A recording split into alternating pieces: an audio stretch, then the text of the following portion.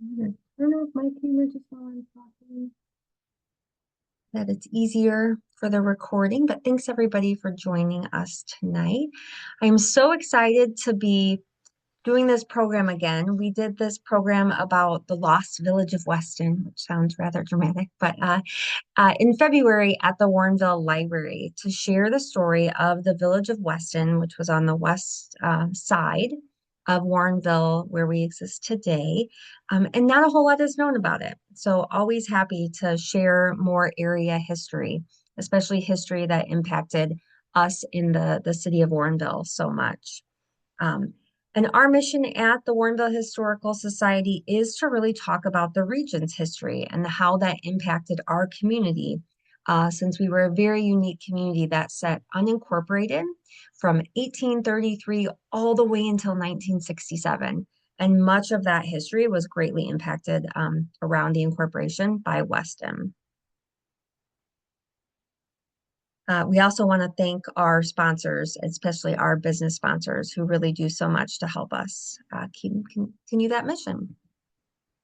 So in the past 10 years, our community in Warrenville has actually grown quite a bit as we've added new residential areas throughout their community. And we're always happy to welcome newcomers to Warrenville history. But there are some aspects of regional history that for those people who didn't grow up in Warrenville or who haven't lived there as long are unaware of, including the Elmhurst and Chicago Quarry, which is now where Target is, the Cantera development, and the Chicago Aurora and Elgin Trolley interurban rail line that is now the Prairie Path.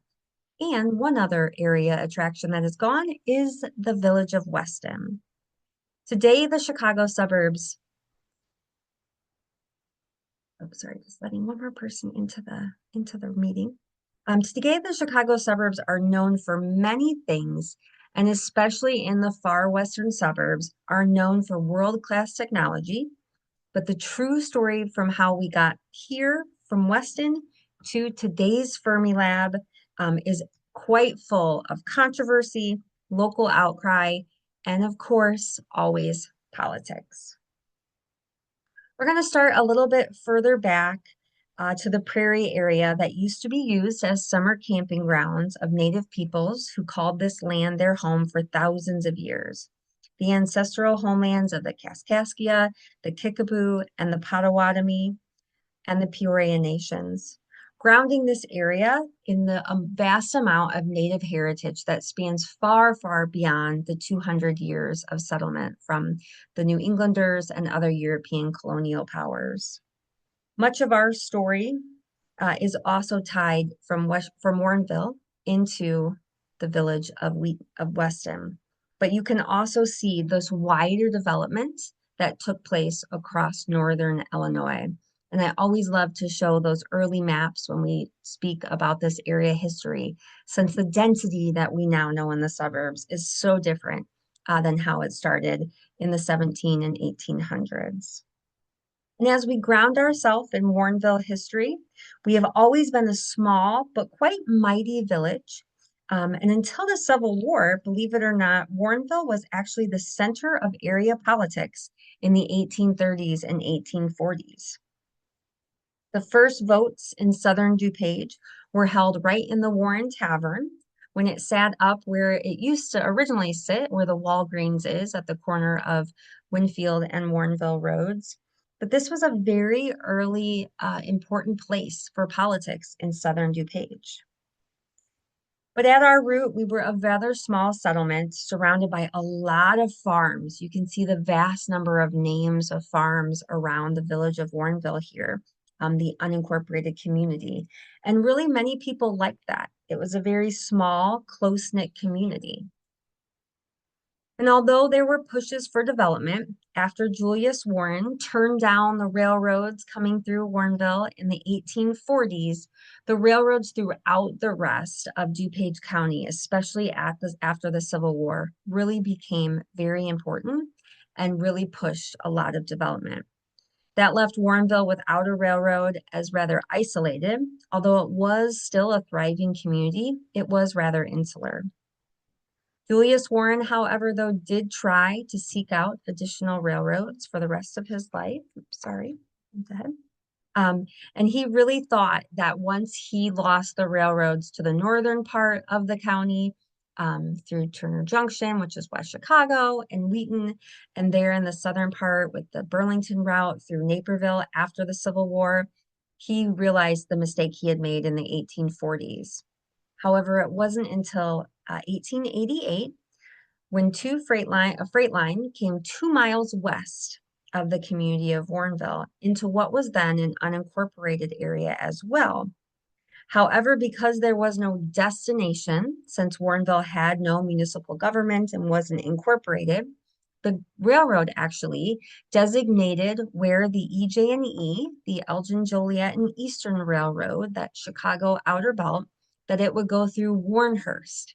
And sometimes today, if you're looking up on maps, you can actually still see that Warrenhurst designation that is just a leftover from the EJ&E as it went through that western area of where we now call Warrenville, but was unincorporated at the time.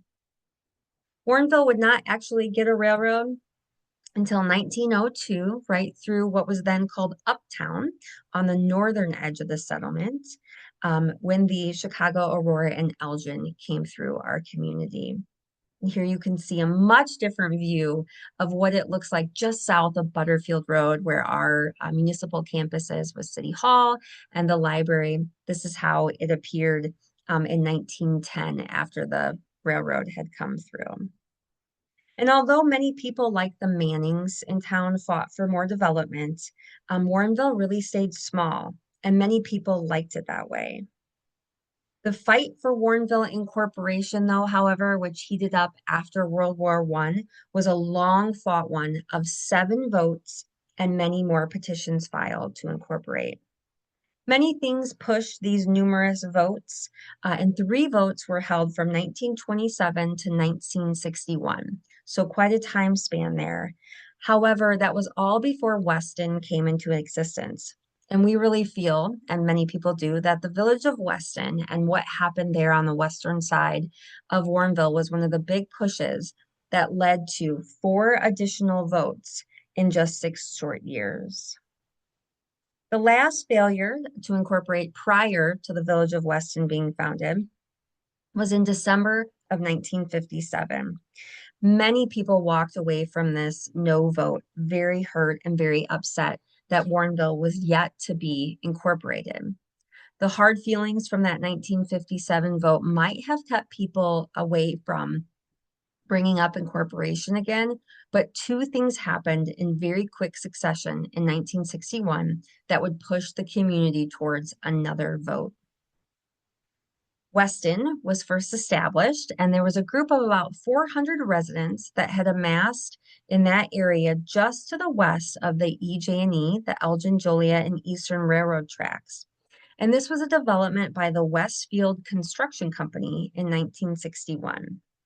This was a new sort of development as it was owned by the Beverly Savings and Loan and the Tinley Park Savings and Loan Association, and all the homes were rental property, no home ownership in this area.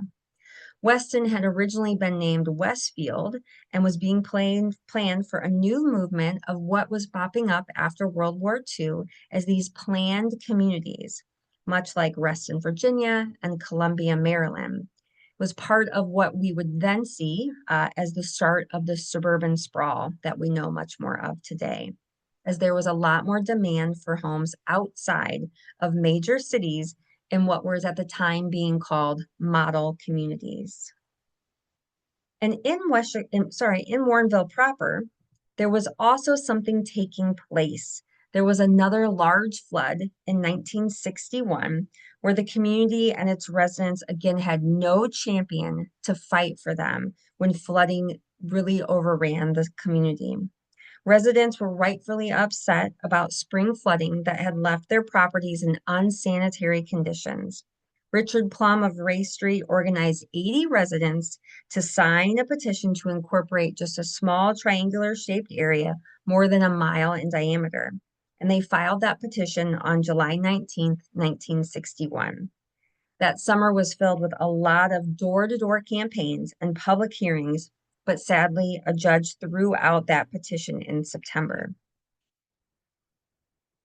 Incorporation was put off again by that court challenge, but the community knew it needed someone to be advocating for its residents and businesses. It had no city, no village in any way, so that meant there was no representation when larger issues were happening, either at the county level or regionally. So on Tuesday, February 20th in 1962, 20 local businessmen met for breakfast coffee at Crossroads Restaurant on Route 59 to discuss organizing a chamber of commerce. Within a month, bylaws were developed and officers were elected. Raymond Boyer was elected president. Bernice Pendergraft was vice president. Jean Meltzer, treasurer, and other board members included Joe Kleinwachter, Erwin Schubert, Tony Kress, Hallie Haight, Dr. William Allen, and Pastor William Harum. Their first official meeting was held later in the month at the Carousel Restaurant on Batavia and Butterfield. Peter Natsky, a newer resident to the community, had stepped up to help, and this was just prior to Peter and his wife launching the Warrenville Digest. They had a lot of ideas for the community, including a 1962-1963 publication of a Warrenville directory, something we did not have because we were not incorporated. They wanted to make sure that there was a sign to promote Warrenville businesses and also to compete with that fancy new sign Weston had gotten.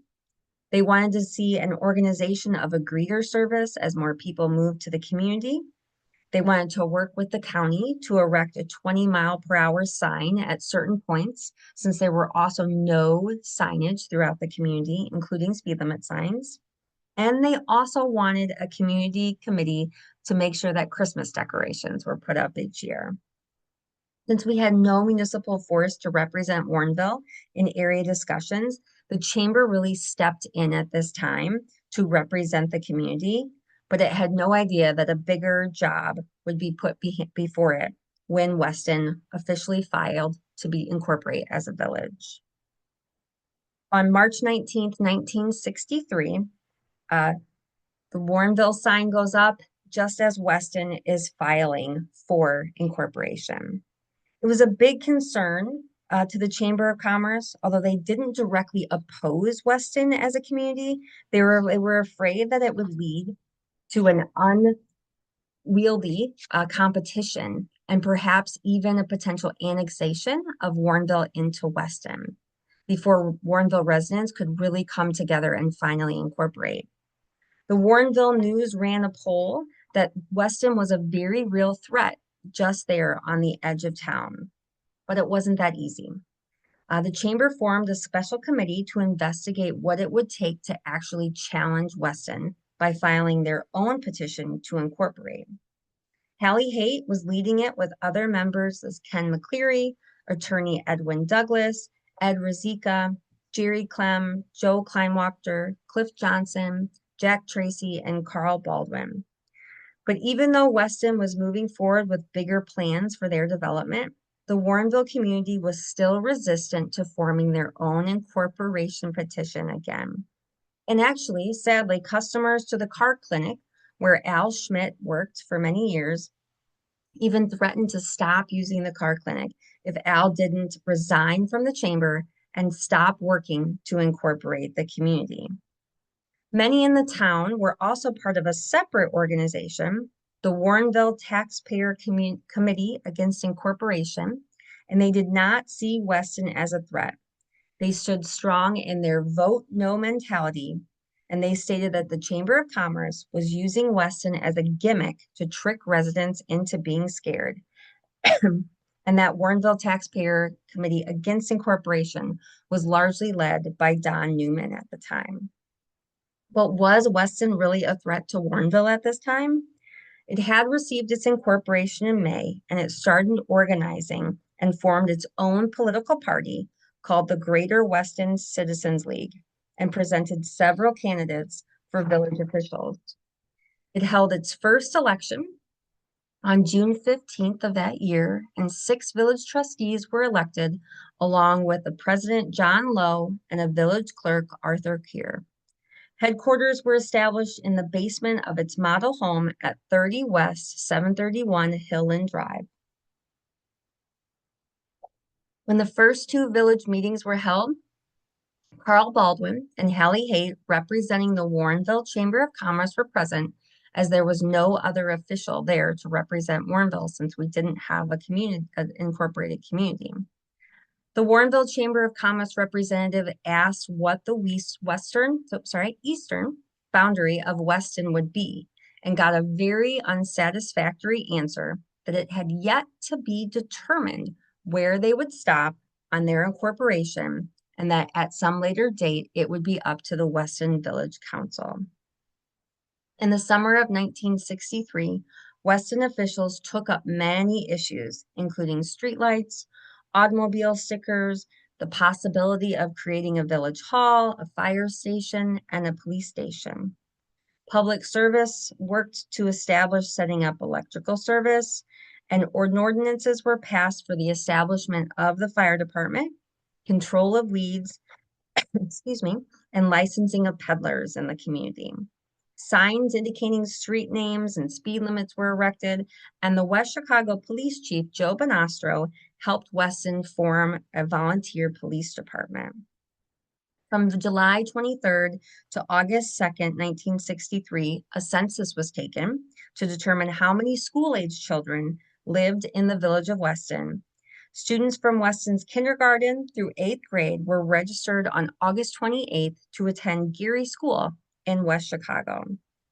A lot of organizing was being seen in Weston, and it really lit a fire under the Warrenville group. And by August 15th, with the necessary signatures and $1,500 raised, another Warrenville incorporation petition was filed with the county. Organizing was also happening amongst those Warrenville anti-incorporationists, and a public forum was held at Homeschool Gymnasium, or as we know it now as the community building, on August 25th, with presentations by many community members for and against incorporation. Here's a wonderful picture of the police department in Weston getting sworn in, and more steps like this were taken that really pushed Warrenville to form another petition campaign. However, on October 26, 1963, the vote was held, the 4th vote for incorporation, with 1,514 votes, 767 against, and only 672 for. The vote, however, did not quiet the minds of those opposed to incorporation, as the new sentiment was growing in the community, and a new group, the Warrenville Civic Association, was formed, and they firmly stated that they wanted to have a group of members who would better advocate for representation at the township level of government without being burdened by the municipal government. Many people felt that bringing in a municipality was just going to layer too much on people who didn't want to have to deal with government any more than they wanted to. However, the township level was seen as insufficient by many others in the community. New groups seemed to be the trend, and on November 5th, 1963, the Warrenville Citizens for Incorporation was founded, and they held their first meeting on the 2nd floor of the fire department in Warrenville on Batavia Road. Concerns were also growing in other organizations, and both the Senecal and the DuPage County Forest Preserve reached out to the Citizens for Incorporation and stated that in any new petition for incorporation of Warrenville, they wanted to be included. They really wanted to make sure that they had a local police presence and government entity to represent them as well that was firmly in DuPage County, as opposed to what could be happening in Weston. This new group was seen as more civically minded instead of just existing as an extension of businesses, as some had critiqued the Warrenville Chamber of Commerce. The pressure on Weston's quick organization spurred the new growth forward quickly, And on November 19th, a petition was filed in court with a voting date of December 14th to be held at the John Bullwig and Sons shop on Warrenville Road and Circle Drive. This vote, however, was one of the hardest and most hostile in town, as many sentiments had grown very heated. Public meetings had to be shut down prior to the election or never even got started, as the county sheriff had to be called. Sadly, on the day of the election, a phone campaign led to a huge number of non-residents trying to vote, and it created utter chaos at the polls. They had to call in the sheriff's office to help make sure that voting procedures were adhered to, and only those in the drawn boundaries were actually voting. 225 people refused the vote that day. And after all the dust settled, it was a close defeat of incorporation, 484 against and 437 for incorporation. Warrenville was clearly still sharply divided, but soon Weston would not only cause fear to run further through Warrenville, but throughout the entire region when the words trailer park were mentioned in the media. Although history does tell us that trailer parks did exist in DuPage County prior to this, including a small one in Winfield on Geneva Road, the people of DuPage were not keen on the idea of any more trailer parks and really felt that they did not want to see dense communities start to be built. On January 15th, news reports from Chicago heralded that there was a new construction company was heading to build the new expanded Village of Weston. The Chicago-based construction development firm held a mass media press conference to announce their plans to construct an entirely new expanded city between Route 59 and Batavia. This new expansion of the Village of Weston was projected to have a population beyond 50,000 residents by 1990. The Weston development plans now called for an airport, 2 hospitals, and the largest shopping center in the Midwest. Prior to 1964, Weston was just a small subdivision of those single-family rental homes and had a population of just under 500. But when this announcement was made in early 1964, it was really because developers saw an opportunity to expand Weston into a metropolitan city. One can only imagine that Warrenville was not really thrilled about this announcement, and neither was Batavia on the further western edge of Weston. The developer, William Riley, proposed this ambitious plan at a showy press conference at the Sheraton Hotel in downtown Chicago to attract the utmost attention. The Weston's mayor, Mayor Lowe, was also in attendance, and he stated that within 3 years, Weston would be one of the 10 largest cities in Illinois, but it would have the lowest tax rate of any municipality in the state. All area communities were immediately put on notice, as was DuPage County. The Herald newspaper of Batavia took the announcement very seriously, and the editor and publisher began a weekly editorial campaign warning the community to be on guard against this proposed threat of urban encroachment. Also on the mind of Warrenville residents, they really didn't understand how this could happen, and it would encroach further to the east and towards their land. Batavia, like Warrenville, was concerned about Weston development plan to build a 2,000-unit mobile home park, and this was also going to be in the boundaries of Batavia schools, so even a bigger concern for them. Batavia's city officials began preparing a campaign to fight this development, but Warrenville had no city, let alone officials to speak on their behalf. Throughout these acres around the development, farmers on that land also vowed to not sell their prime farmland to a fast-talking subdivider who would possibly create some sort of dreaded urban honky-tonk atmosphere, as quoted in the newspapers. The large ideas of land development for an urban metropolis, however, never materialized. But the idea that this area could be a location of a prime development continued to spur many ideas in people's minds. This led to a lot of discussion and a lot of debate, including public meetings in which school districts, including 6 in the area, fought any continued ideas of development. Within days, the DuPage County State's Attorney Office also filed a lawsuit that ultimately would halt the development. And when the developer in April of 1964 stated that he was not going to continue the efforts to further grow Weston, he stated that the county's legal challenge was really too much adversity for him to move forward. The developer quickly filed bankruptcy, and the plans for a larger Weston were put to rest for a time. Although that developer pulled out of the further growth of Weston in May of 1964, the court did make a ruling stating that Village of Weston had correctly incorporated, which was part of the county's initial lawsuit against the village.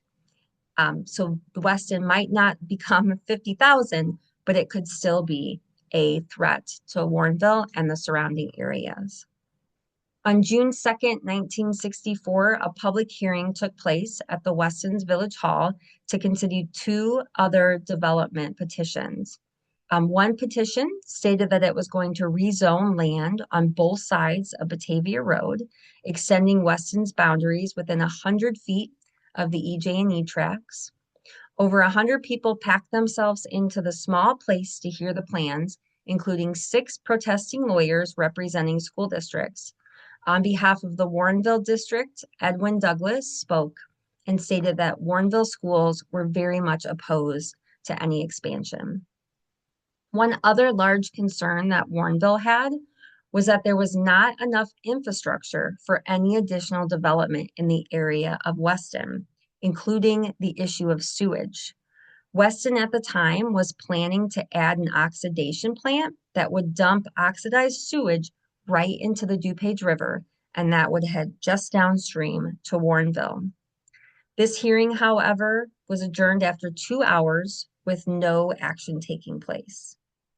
Losing the developer really had a lot of a ripple effect throughout Weston. And after this unresolved hearing took place, the president, the village mayor there, John Lowe, resigned. The chief of police resigned, and 2 village trustees disappeared, and another one was evicted. Things were not looking good for the village of Weston. However, on September 20th, 1964, Francis Keir, the village clerk, called a meeting of the remaining trustees, and Weston resident Arthur Therial assumed the presidency, and history was changed forever. Art had a lot of local support, and he had a strong drive to get things done. President and later Mayor Therial really had a long history of being very ambitious. He moved to Weston from Chicago, and he was an active member in the Warrenville community as well, serving at St. Irene's. As a former Marine, and he's now 90 years old, we were had the great pleasure of interviewing him in October to hear a little bit more about his perspective of what would come after he was named mayor there in 1964. Prior to that, he had been living in Chicago, working as a printer and a typesetter, and he had met someone connected with the Weston property development and decided that having a rental home in an area where there was a lot of opportunity was a good place for him to move his family. He moved his wife and the 3 kids he had at the time, 2 more would be born when they got to Weston, into the brand new rental home in Weston. It was not very expensive, and Mr. Therial was given the opportunity to help with the development. It was also a good opportunity to leave Chicago as more and more people were heading out to the suburbs. But he would also be commuting back into the Chicago, something he did throughout his whole time in the village of Weston through many, many fights that he took on there. His kids went to school at St. Mary's in West Chicago and then on to St. Francis, but he was very involved with the Warrenville community. As I mentioned, again, attending and serving at St. Irene's. He was also involved with the VFW in Warrenville, as he served as a drummer in the Marine Corps, When they found out about that in Warrenville, they immediately recruited him to march in the parade with the Warrenville VFW. He was also involved greatly at the Cenacle, as he would go out and serve on Sundays, and really had a good relationship with the people of Warrenville, living so close there in Weston and becoming their mayor. When I interviewed him, he stated that Warrenville was scared to death that Weston would drive them out of business. But he said that was never the case. It was a great bunch of people on both sides, and both communities really were trying to do all that they could to survive and prosper. Weston's incorporation with Mayor Ethereal meant that it would be recognized as a legal entity with its own municipal government. Local officials were elected, zoning regulations were developed, and infrastructure planning was put in motion. Mayor Ethereal really got to work. As I mentioned, he also had a lot of local support because he was doing things and getting things done. Paved streetlights were put up, roads were paved, and volunteers were recruited amongst the residents to fill the police department. And Chief Banastra of West Chicago continued to train the police department. It really also showed how much they were doing and what they were really contributing to the community. Despite, however, new leadership and a plan for further development, the issue of all the homes being rental property and not owned outright by the people that live there kept coming back up. Both banking institutions that had put money into the development had failed, and a government agency had to step forward. The Federal Savings and Loan Insurance Corporation took over ownership of the area with an Aurora Management property company coming in to manage the property. And because the village was still answering to that management company, the residents were looking for more stability. And President Ethereal came up with an idea. In 1965, he wrote a letter to the Atomic Energy Commission in DC that was looking for a site to build a new project. President Ethereal offered Weston as a site for the new proposed atom smasher, really a shot in the dark that provided to be a stroke of genius that would forever shape our region and area. And if you're a believer in the dome theory, would also forever change the weather of Warrenville. But at the time, many thought there was no way that Weston would be considered. Weston, for the time being, had no public development plans, and the plans to incorporate Warrenville settled down a little bit. Weston was not causing anybody to lose sleep, but it was just a matter of time before another threat arose for those in Warrenville. The newly launched Warrenville Digest started a weekly column called Don't Forget Warrenville, and it became a place for opinions, hopes, and dreams for the community to be shared townwide. Excuse me. And more people began to ask what the community should be planning for the future. If Warrenville didn't step up and incorporate and make its own plans, many feared that others would decide its fate.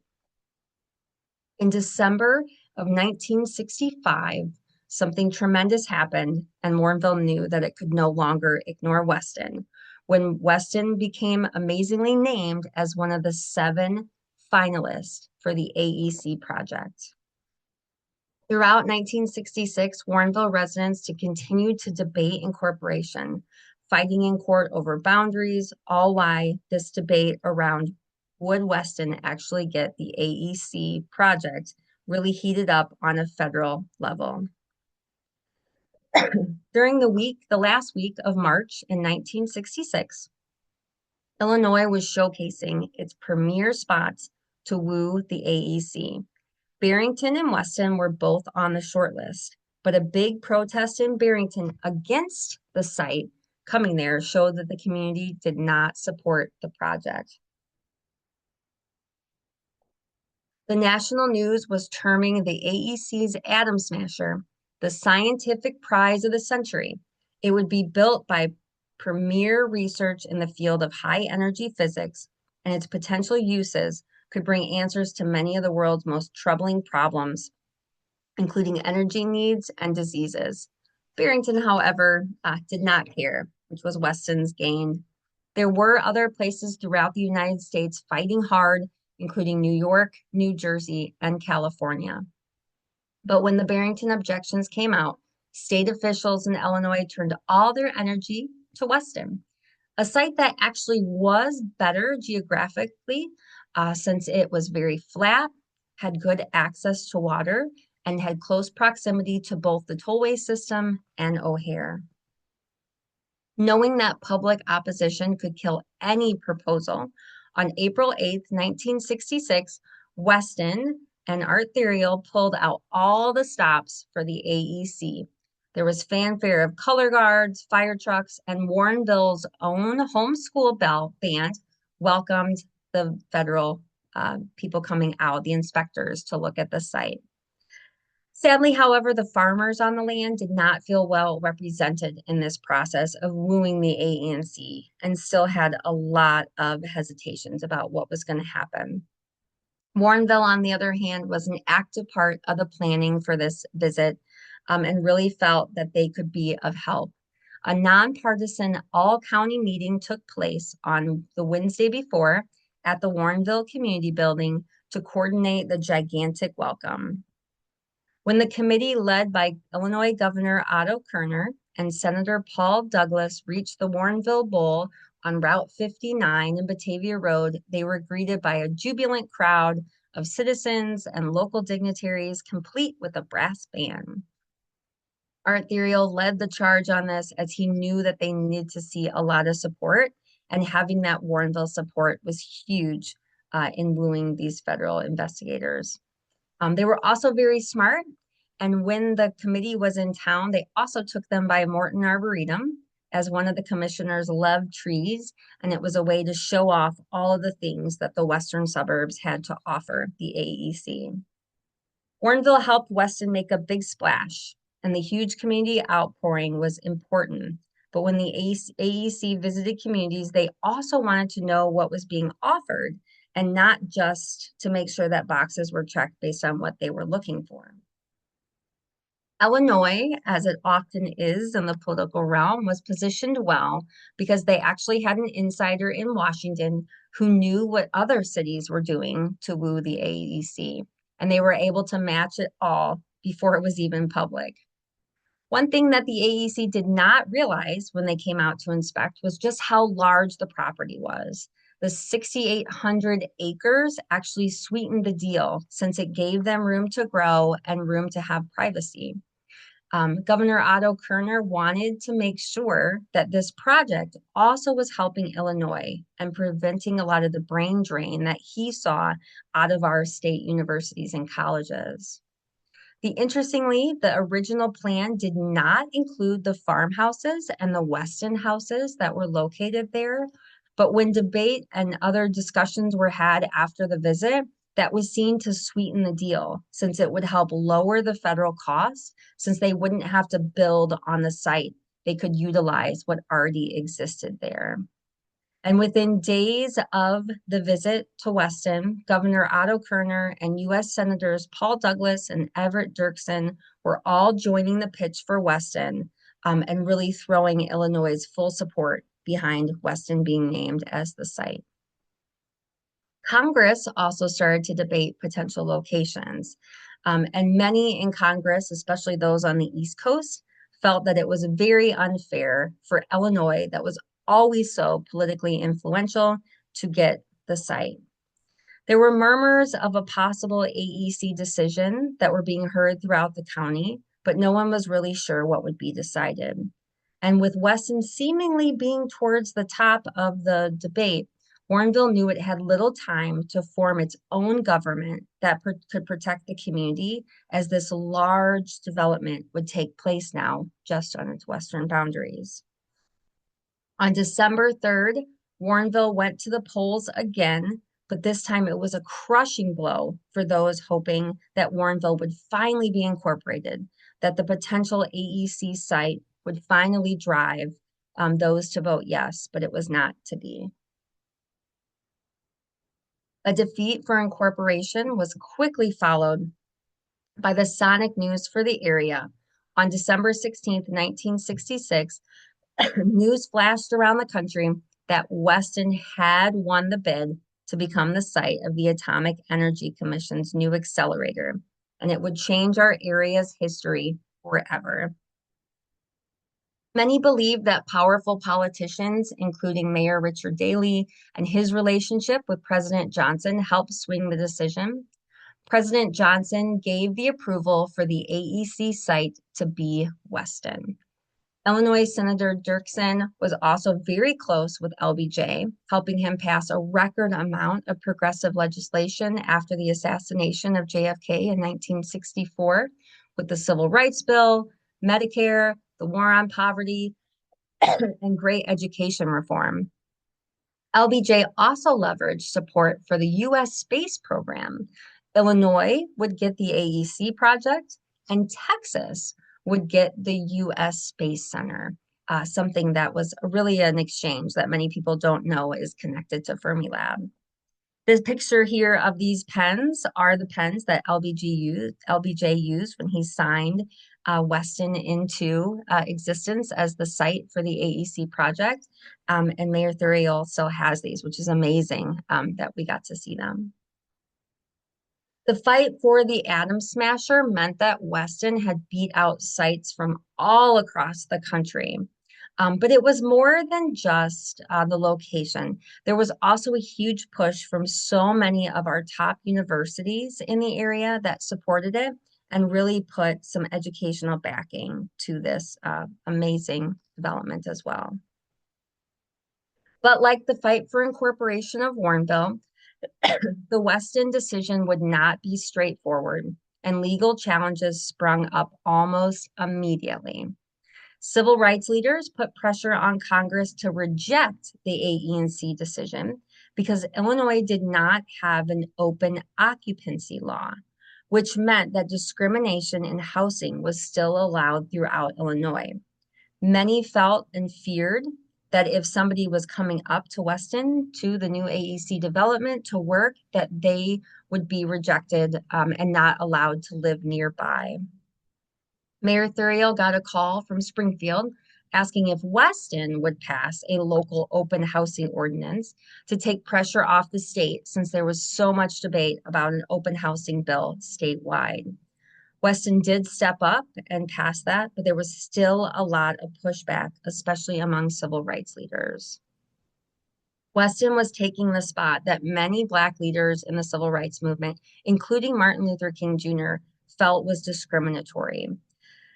There's a lot of debate about what happened around a protest that took place at the Senecal.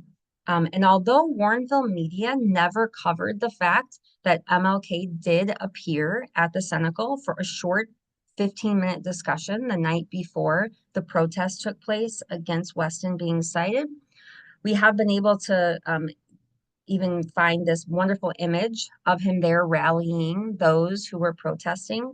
Although he did not show up for the actual protest that took place, there was a lot of attention on the Senecal as leaders of the Chicago Freedom Movement came out and held a tent in.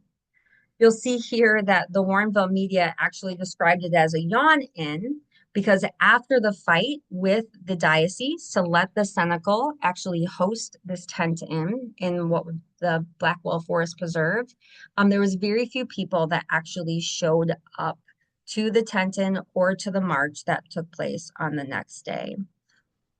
But much media attention was drawn to it, as does often happen. 7 TV crews of 4 men each were brought out. 4 Chicago newspapers each sent a photographer and a reporter. The press wire service was there, the Associated Press and others. 2 helicopters circled overhead, and 2 motorcycle drivers waited poised to speed the film back to the studios. For those young people listening, that's before the days of digital relays, when they would actually have to get the films back into the newsrooms.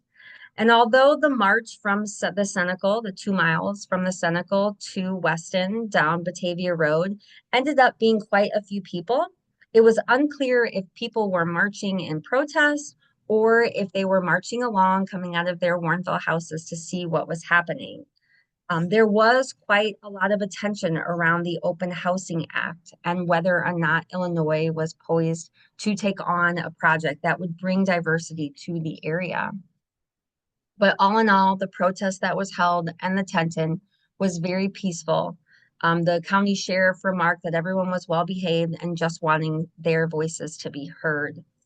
Despite that, however, Mayor Theriot actually received quite a bit of hate mail and very upsetting things from all across the country about what he was trying to do. He's a very amazing man and stood strong in his that he knew this was the right thing to do, but still something that is just unimaginable a little bit to such a development. The protests turned into negotiations in Washington, D.C., and local communities debated over what they could do to help ensure that the area was discrimination-free. Weston pushed for the AEC pick to be finalized, but there was a lot that had to be done. Weston, again, was the only area that had voted so far to pass the Open Housing Act. Warrenville didn't have a municipality, so at the time was not in play, but Batavia actually took 2 votes until it passed. Why potential racial discrimination was being addressed, the Second District Court of Appeals dealt Weston a heavy blow, stating that perhaps they had not actually followed incorporation rules, and therefore, like Warrenville, did not exist as an incorporated community, and therefore had no municipal power. After months of judicial review, the Illinois Supreme Court actually initially upheld Weston's incorporation after much debate and putting the AEC Atom Smasher project back on track. There is some discussion that there may have been a lot of backdoor dealings and making sure that there was some discussions on the golf course that ensured that this decision was made. But the Illinois State Court did reverse the decision and upheld that Weston had a legal stance to be there and therefore could accept the AEC's Atom Smasher. Mr. Theriot stated that he never doubted that Weston had followed the rules and really was a staunch supporter of the community. Through the whole debate and political wheeling and dealing, Art gained great national attention, but he was still commuting from Weston into Chicago, a very busy man with a young family.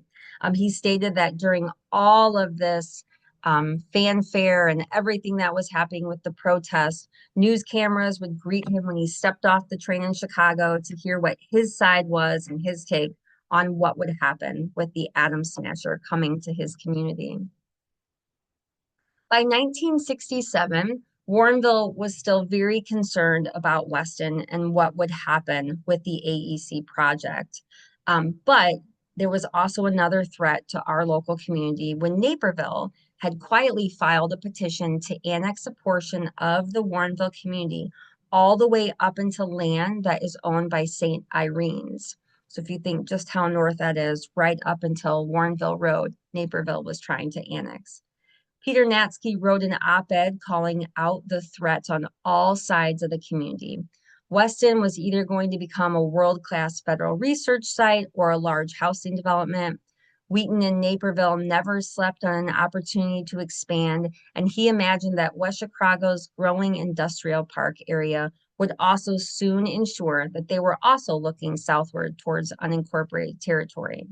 Warrenville had no longer had a choice to drag its feet on incorporating, and they quickly moved to file a petition to incorporate. On May 20th, 1967, on the 8th vote for incorporation, Warrenville finally passed the measure to incorporate as a city. Forming a municipal government was not easy, and it took many years, but it finally got there. While Warrenville, though, however, was organizing itself and finally becoming an incorporated community, Weston was trying to find its own way forward. But it was a path that would sadly eventually lead to total extinction. They tried to incorporate some land as the Village of Weston to remain in existence on the side of the EJ&E tracks, but the railroad did not want to allow that. At one time, Mayor Theriot thought that they could move 100 of the Weston homes to the Kronig-Zarate family's farm, which was a concrete contractor that was located there just to the west of Route 59, but that was also not to be. There was still a lot of angst amongst DuPage County leaders that if Weston was allowed to remain in any way, that it would continue to develop dense housing, and the county did not want to see that happen.